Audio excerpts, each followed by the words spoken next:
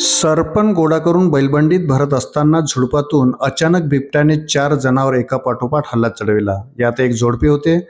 आपल्या पतीवर बिबट्याने हल्ला केल्याचे दिसताच महिलेने बिबट्याच्या डोक्यावर कुऱ्हाडीच्या मागच्या बाजूने वार करून पतीची सुटका केली. हा थरार आरमोरी तालुक्याच्या नागरवाई जंगलात सोमवार दिनांक 30 डिसेंबर रोजी दुपारी 1 वाजेच्या सुमारास घडला. वृत्त सविस्तर जाणून घेण्याकरता चॅनलला सबस्क्राईब जरूर करा. बिबट्याच्या हल्ल्यात दोघेजण गंभीर जखमी तर दोघे किरकोळ जखमी झाले. गोवर्धन यादव कुमरे, दीक्षांत तेजराम कुमरे हे दोघे गंभीर जखमी झाले, तर ताराबाई कुमरे, तेजराम कुमरे किरकोळ जखमी झाले आहेत. हे चारही जण नागरवाई येथील रहिवासी आहेत. यात दोघे पिता-पुत्रांचा समावेश आहे. आरमोरी तालुक्यातील देलनवाडी वनपरिक्षेत्रांतर्गत येणाऱ्या नागरवाई येथील कक्ष क्रमांक 308 मधील जंगलात 30 डिसेंबर रोजी सकाळी 4 जण सरपण गोळा करण्यासाठी गेले होते.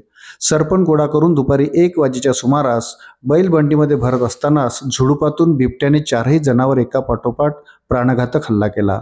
सर्वांनी मिळून हिमतीने बिबट्याचा सामना केला. दरम्यान बिबट्याने गोवर्धन कुमरे यांच्यावर हल्ला केला असता त्यांची पत्नी ताराबाई यांनी मोठ्या हिमतीने बिबट्याच्या डोक्यावर कुऱ्हाडीच्या मागील बाजूने वार केला. ह्या जबरदस्त वारामुळे व 4ही जणांच्या ओरडण्यामुळे बिबट्या जंगलात पळून गेला. घटनेची माहिती मिळताच देलनवाडीचे वनपरिक्षेत्र अधिकारी संजय मेहर व कर्मचाऱ्यांनी जखमींना सुरुवातीला देलनवाडी येथील प्राथमिक आरोग्य केंद्रात उपचारार्थ भरती केले. त्यानंतर आरमोरी उपजिल्हा रुग्णालयात हलविले. देलनवाडीच्या जंगलात बिबट्याचा वावर असल्याने नागरिकांनी जंगलात एकटे-दुकटे जाऊ नये. वन्य प्राण्यापासून स्वतःला जितके दूर ठेवता येईल तेवढे दूर राहावे. बिबट्याच्या हल्ल्यात जखमी झालेल्यांना शासन नियमानुसार भरपाई दिली जाईल.